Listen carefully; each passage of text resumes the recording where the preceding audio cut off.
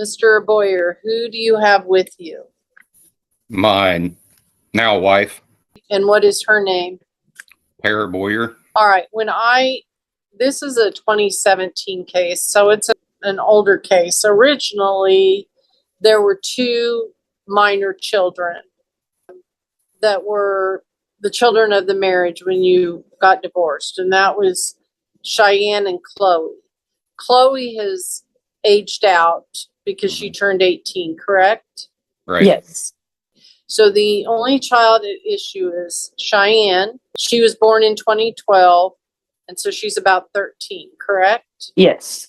Now, when I look back at the file, what I'm showing, which I have to go to the very last court order because it controls the case, the last court order that was entered.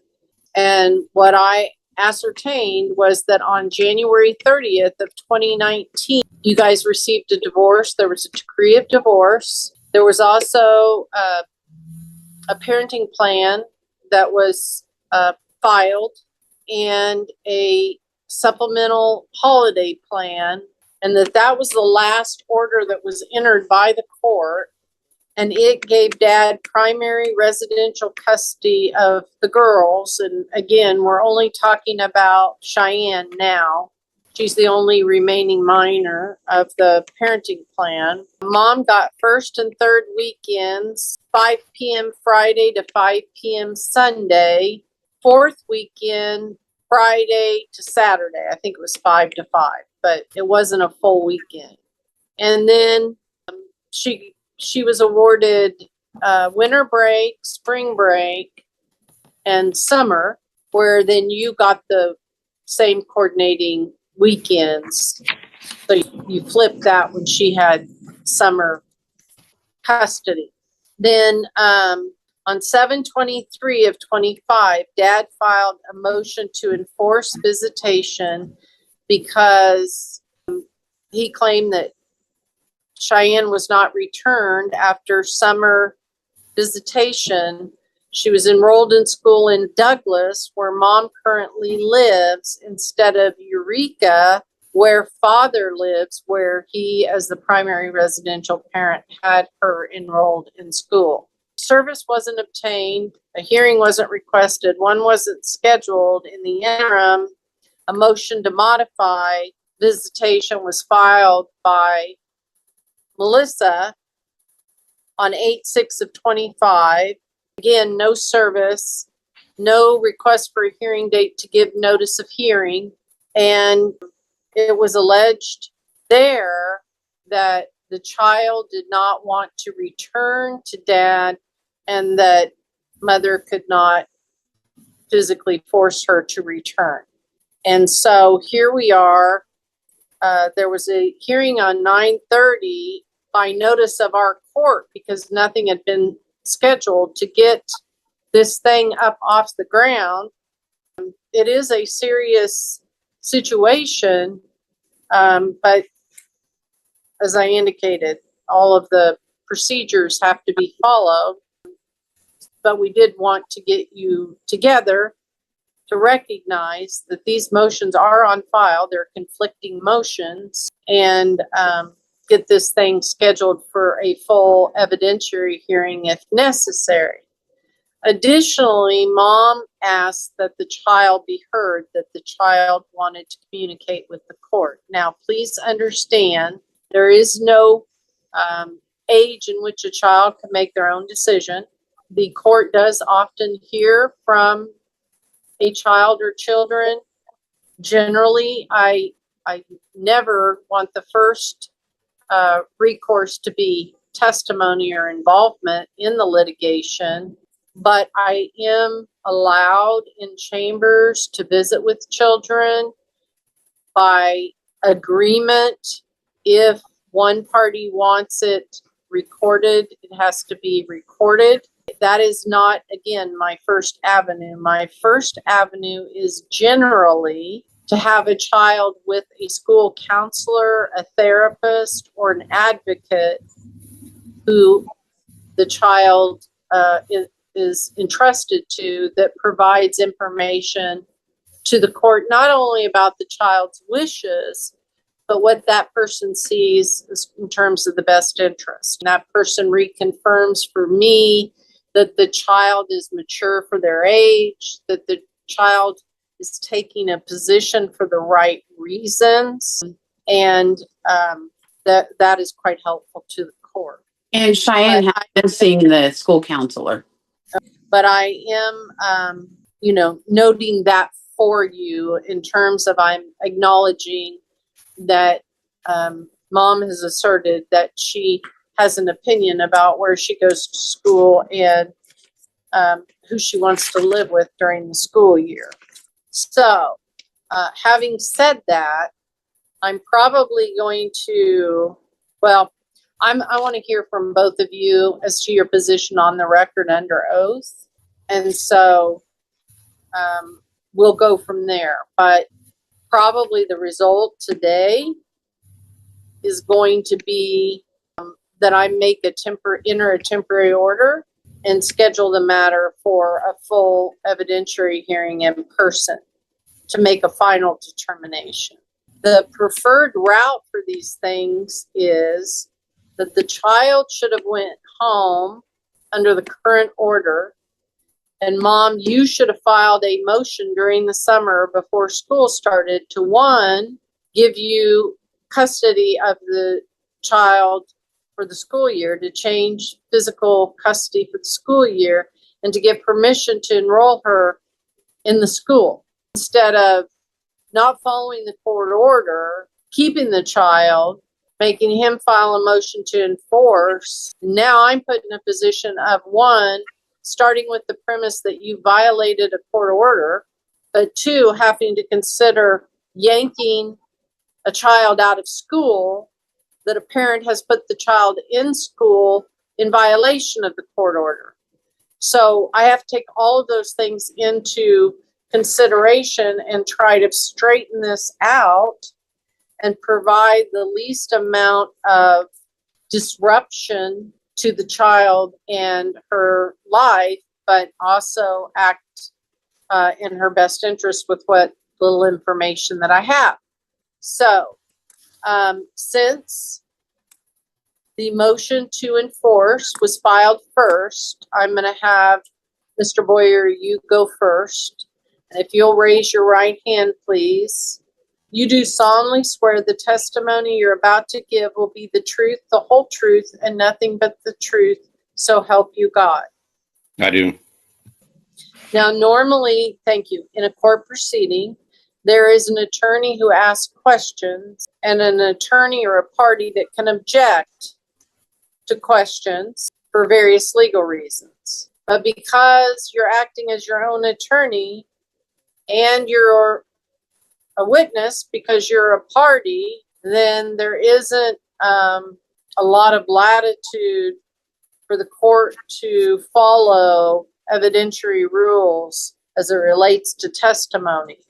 So if during the course of things, one or the other of you has an objection about particular testimony, you need to, in a orderly way, advise the court that you're objecting so that we can try to address it as best we can, given the nature of the self-represented proceeding. So, Mr. Boyer, you need to state your name and what statements you wish to give under oath with regard to Cheyenne not being returned to your care at the end of summer for the beginning of the school year. Well, the last time I seen Cheyenne, Okay. Brian Boyer, All right. and last time I seen Cheyenne at my house was Wednesday, June 11th. Her mother come and picked her up from my house, and that was the last time I seen her. I was refused my Father's Day turning time. Your weekend. All my weekends since then, I have not got. Cheyenne got to miss out on vacation trip to Branson with us because... Okay, hang on. Ma'am, you're going to have to sit back on the couch and observe. You can't keep telling him what to say. Please, I'm sorry. Thank you.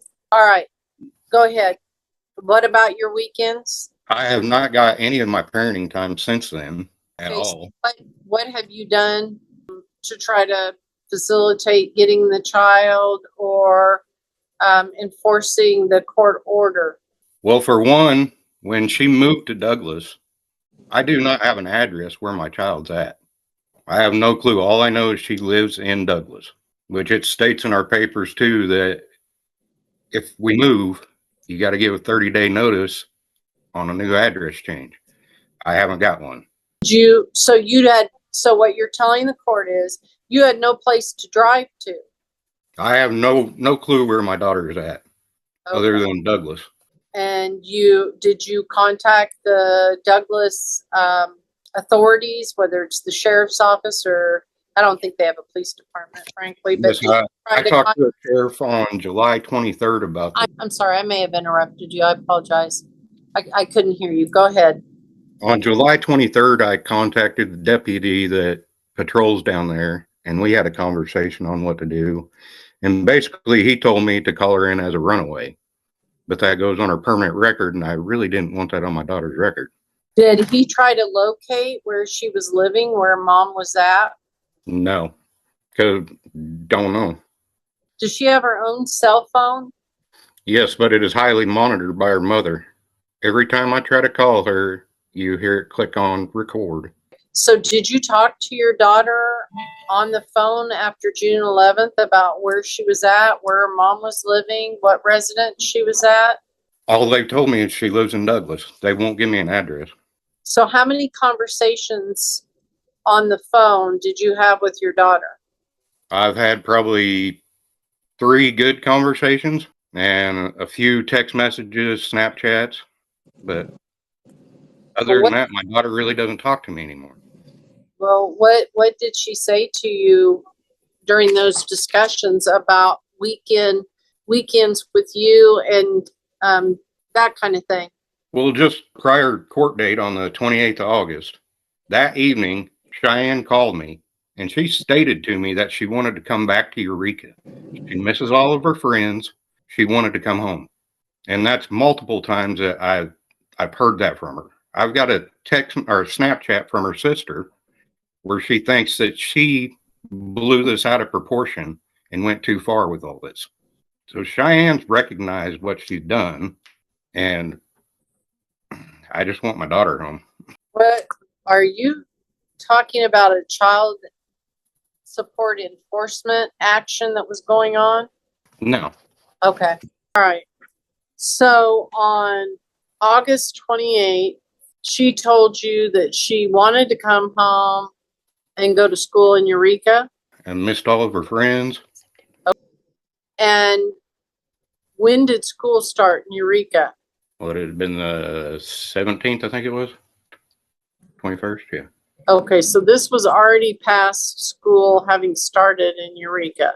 Mm. Did you enroll her in school in Eureka?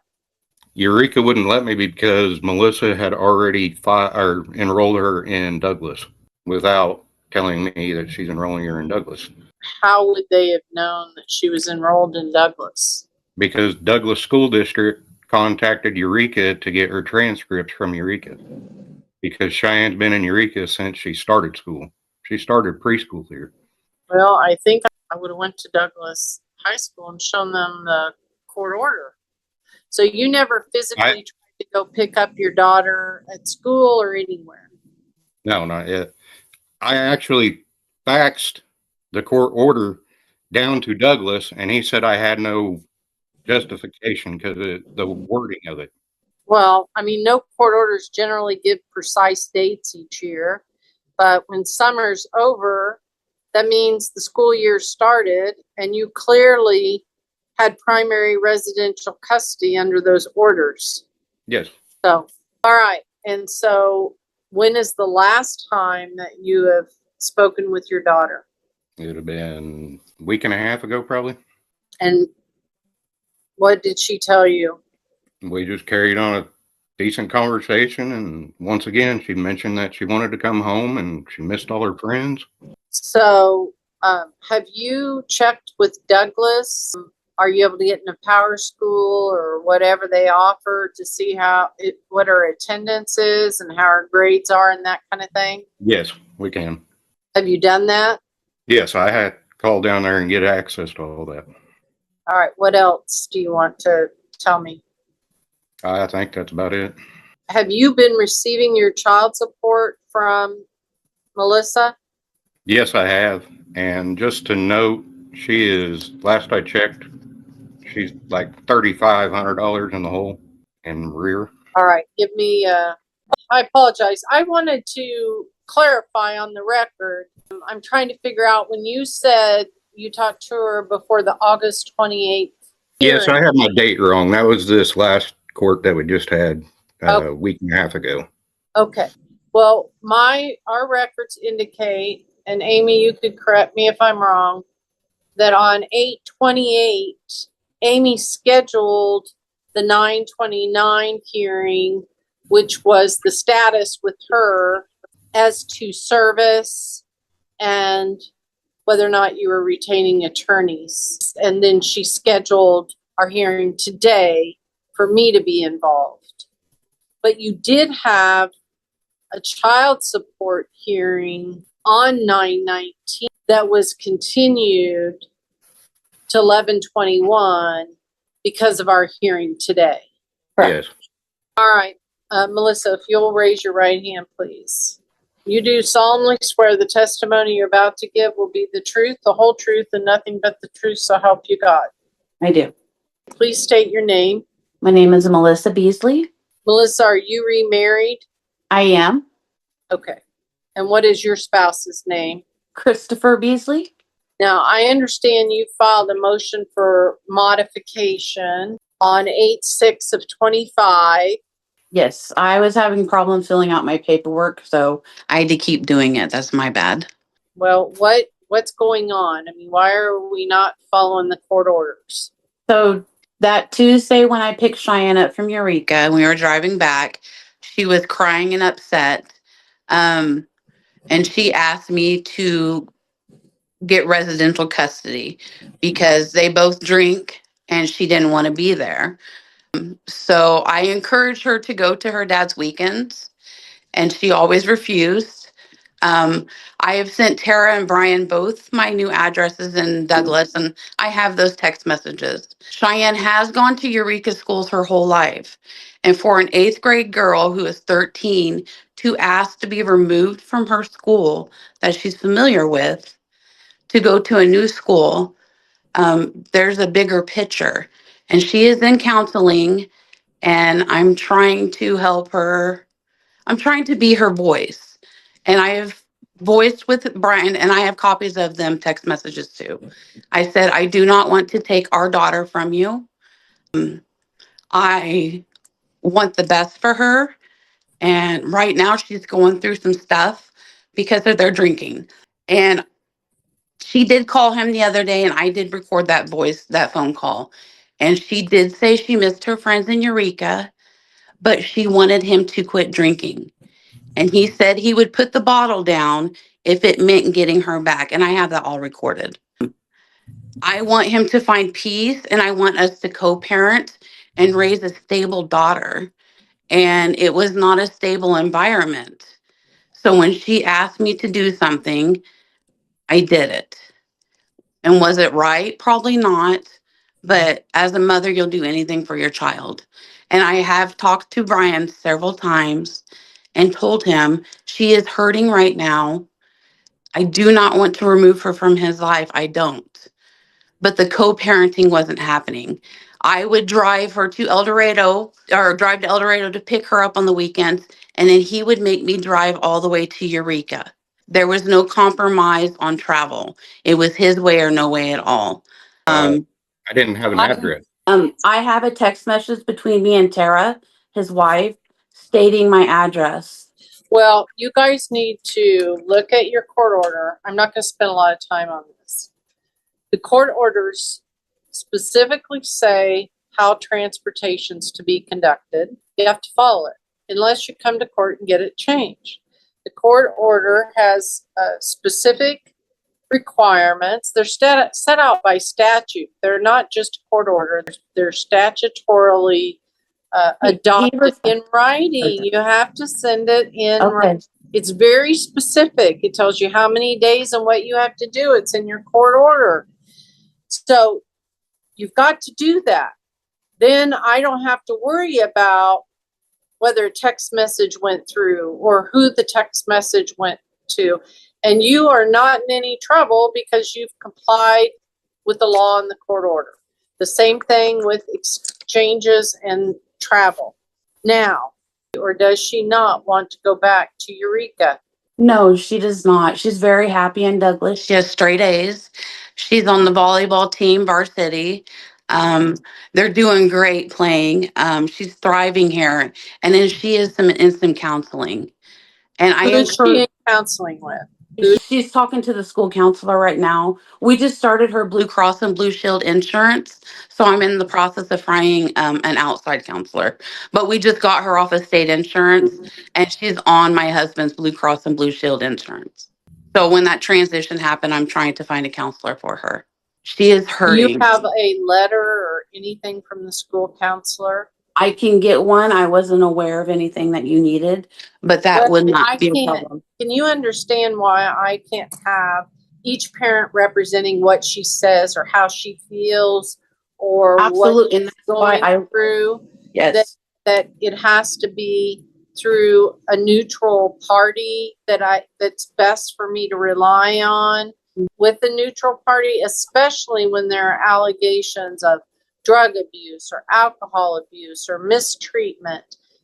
Those are pretty serious things that a counselor gets involved with, and they're mandatory reporters. So if they believe the child is at risk, they are required to report that to DCF or the authorities. So, yes, I need something until I can get with a full-time therapist or get a chance for her to come into my office and go through the proper steps to visit with her about what's going on. So she's a ninth grader? He's in 8th grade. How's she on varsity in 8th grade? Varsity middle school volleyball. She's 18. Oh, okay. Yeah, 18. Okay. And we playing tomorrow. And I've given Brian that schedule, and he's been to one volleyball game, and he's refused to go on to the rest, which is, it upsets her. She thinks her dad doesn't love her. So it's hard. Well, I do believe he does because he was the first one to file something to get recognized by the court that he wanted her to return. And I don't have any reason to doubt that he does love her very me neither. I'm just telling you how she feels. That's why I wanted her to speak to somebody or you so she can tell. She wants to have a voice in this. well. I understand, but you're the adult and you have to And yes. All right. Tell me quickly what Chloe is doing, because Dad has had primary residential custody since those kids were 10 and 5. Yes. Yeah. Chloe is a graduated high school student with a certified CMA, CNA. She has purchased her own house in Wichita. She got her own car. She graduated with 3.5 from Eureka High School. Is she single? No, He's getting married in 2 weeks. her Yeah. high school boyfriend of 4 years. 6 years, whatever. Does she, any children? No. Great. Does she see both of you regularly or talk on the phone or communicate with both of you? We Yes, have I family talked to her. dinner. I'll just, Brian, go ahead. I talk to her every day. And I just saw her, that'd have been Friday at my mom's house. Mom, what's your relationship with her? She comes over every Sunday for family dinner and game night. Perfect. So it sounds like you did a good job with her. Very proud of her. Good. So there's no reason you can't do a good job with Chloe and get her to the same point in life. Yeah. Absolutely. All right. Well, at least we have, a strong base there. It's fallen apart here recently, but you guys are doing something right, both of you. All right. First of all, Brian. Yes. You have a right to bring a contempt citation if you want her found in contempt for violating the court order and you want to pursue any sanctions. But there's quite a bit to that. You'll have to file an affidavit that you do under oath. You have to file it with the court in a motion in contempt and citation to appear, for her to appear personally in court, in person. You have to get a court date in advance for that. You have to put that in the order, and then you have to have her personally served. She has to have personal service. If someone doesn't appear on an order to appear in a citation in contempt, then, and they've been personally served, the court can issue a warrant to have them picked up and brought before the court on a contempt citation.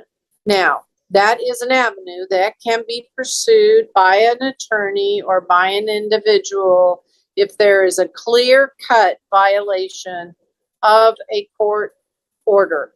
But that is, I cannot do anything with regard to sanctions or anything today without that proceeding being in place. So what I'm looking at now is your two corresponding motions that were filed within a month of each other. And I'm looking at the reality of the situation right now, which is we are within reach of the first semester, I think. It's usually sometime in mid-October. We have parent-teacher conferences on Friday, so yes.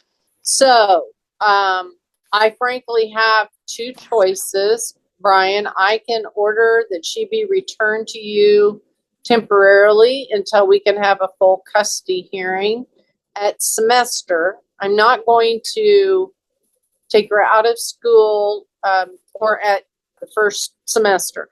I'm not going to take her out and put her in another school unless it's first, second semester, or the end of the first and second. So I'm talking about right now or December, one or the other.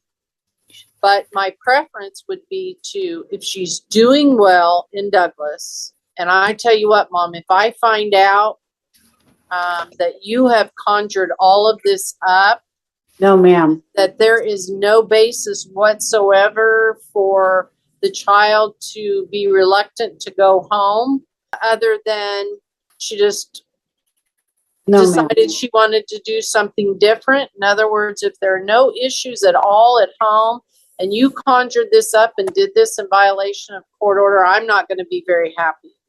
No, ma'am. I promise I did not. This All all right. started because of the child support hearing. As soon as that happened is when all No, this. she was Well- with me before that. Well, what's going on with the child support? Why are there even being hearings? Because I 16. filed a motion to modify child support because the girls have been coming home talking about how their mother's making all this big money. Well, her child support was based off of a previous job. So I filed for the motion to modify it.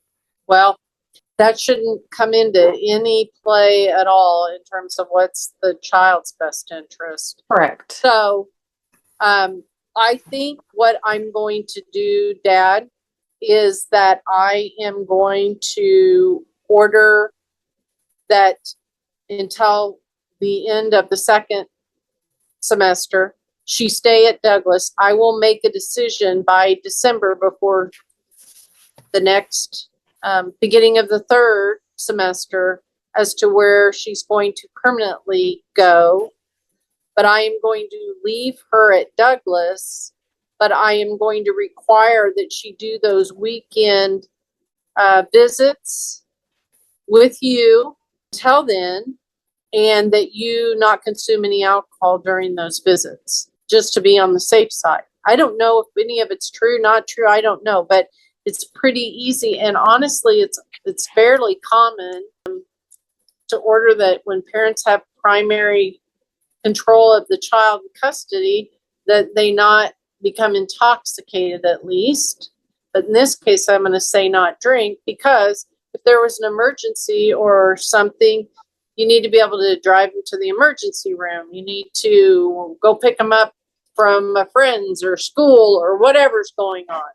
So it's not I'm not assuming that you're guilty of anything. I'm just going to ask you not to consume alcohol on your weekends that you have her. And I will get to the bottom of this by doing a full trial with an evidentiary hearing. And it has to involve a therapist and the school counselor. So you're going to have to make sure that you've got letters or them lined up to testify at the evidentiary hearing. And I will even speak to her I greatly appreciate either that. before or after that hearing. I'm not sure which at this point. I will even speak to her as well if I need to. But Mom, she needs to be told if she doesn't go to Dad's on the weekend, then she's going to end up having to go back based on the court order that was in existence at the time that she came. So Okay. that is the alternative. She needs to have a relationship with both parents. She needs time with both parents, whatever that looks like. You've been doing this weekend and switching in the summer and during breaks, and you've been doing this for a long time. So that needs to continue for Dad. And if it can't, then we'll just have to go back to the way it was. And then I'll make a final decision in December based on all of the evidence that I have. But they're going to still need income information, run a child support worksheet, see what the payment should be, and have that stuff ready, because you're going to have to owe it until it gets changed, if it gets changed. So those are just numbers, and it's pretty easy for them to figure all of that out and have that ready. Is there any questions about what we're doing? No, ma'am. And as I indicated, you have a right to file a contempt. And if come to find out during that proceeding, there are things that are totally untrue. There was never any text. Mom's been hiding her out. Mom's been hiding. She was taken, all of that kind of thing. You want to pursue that. And if that is true, then that can result in even something contrary to what I have ordered today. But for now, I'm entering the temporary order that I indicated to you, and I'm scheduling this for trial. Okay? Yes. All right. And that will be to correspond with the school year. I'm Now, working on obtaining an attorney. Is that okay? This is a Butler County case, but you live in Greenwood, Brian, right? Yes. And Mom, did you used to live in Eureka? No, ma'am. I lived in Whitewater, and then my landlord sold his house. I'm in Butler County still. So, yeah, I remember Whitewater way back when the case was filed. All right. So that was in Butler County. That's how Yes. it ended up in Butler County. Yes, Okay. ma'am. All right. Now, Brian, where do you work? Currently, I am not. Are you on unemployment, or are you on disability, or are you just in between jobs, or what? In between jobs, I had a bunch of health issues that I had to take care of, and it just wasn't working the way it Okay. should have. But I'm getting back to where I need to be. Mom, where are you working? I'm a quality inspector for the Department of Defense and NASA at DJ Engineering in Augusta. So DJ Engineering, so you just have a regular work week? It's about 50 plus hours a week, yes. But yeah, Okay. it's very lenient. I leave at 7:15 every day and drive Cheyenne to school, and I pick her up at 3:20, and then we go to all the volleyball games. So Trying to figure out the best time. I get off work at 4:30 generally, but like I said, my job is very lenient anytime it is needed. Well, I'm going to set it for all day. Okay. If we actually go to trial, we're going to need all day. Yes, ma'am. I think probably December 30th is my best day for custody trial. Now, I'm going to touch base with you before that to see if you have retained counsel or decided to get counsel, or if you've come to some agreement between the two of you that you decide that you don't want to have a custody trial. So that you Absolutely. can advise me of that. So I will want to check on the status of things in November. And I think I would like to do that on Tuesday, November 25th at 4 o'clock. By Zoom? That will be by Zoom. Okay. The trial will be in person. And you said December 30th at what time, ma'am? I'm sorry, 9 a.m., Thank 9 you. to 5. 9 to 5. And then November 25th at 4 p.m., correct? Yes. Okay, thank you. Did you get that down, Dad? Yes, I did. Okay. Now, the weekend should start this, let's see, let me look here. He does have a volleyball tournament coming up on Saturdays. How would you like us to work that? All right, well, hang on here. Okay, yes, ma'am. So what did I say? I said the first and third weekends of October. So the 4th and the 18th. And then the 4th weekend is just Friday and Saturday. So actually it's going to start the 18th. And we have a volleyball tournament that weekend from 9 a.m. to 3 p.m. The location has not been disclosed yet. It's to be determined because of, Hang on. okay. So were you saying this weekend is the 11th? Yes, and the 18th is the tournament. We have one more week of volleyball, and then that Saturday is I need a calendar. I can't use my phone. So there isn't a tournament on the 11th? Hang on, I'm double checking, ma'am. Hang on. Let me look at the calendar. They're having weekend tournaments through the school? Just on Saturdays is the tournament, yes, ma'am. So the 18th is a volleyball tournament from 9 a.m. to 3, and I am unknown of the location. And Brian has that schedule with him. Cheyenne took a picture and sent it to him. So it is a volleyball tournament on Saturday. So I would like to know how to work that. Well, Brian, And that's the last game. Brian, I am thinking then that the weekend should, for just this month, because you haven't had time with her, that you'll get the second weekend and the 4th weekend all weekend long, Okay. from Friday at 5 to Sunday at 5. So the 24th and the 25th? So the 11th and the 10th. Oh, the 11th. So this weekend, I The apologize. 10th through the 12th, and the 24th through the 26th. And then in November, it will go back to 1st and 3rd, and 4th, just Friday and Saturday. Okay. So it'll go back to what the original plan was, just flipping it. Okay. And then the holiday schedule remains the same. Hang on. And the transportation in your current order says respondent shall be responsible for picking up the children at the beginning of her time, and petitioner shall be responsible for picking up the children at the end of such time, except for the 4th weekend of each month, in which case the party receiving parenting time the first half of said weekend shall be solely responsible for transporting the children. So I assume you still have copies of your court orders. I Yes. do. So all you have to do is flip that. So he needs to come to my house to pick her up on Friday. Yes. And Okay. then you, We'll go to his house and pick her up on Sunday. yes. Correct. All right. Can you guys live with this for now as the court order and follow it without any more intervention from authorities? Yes, ma'am.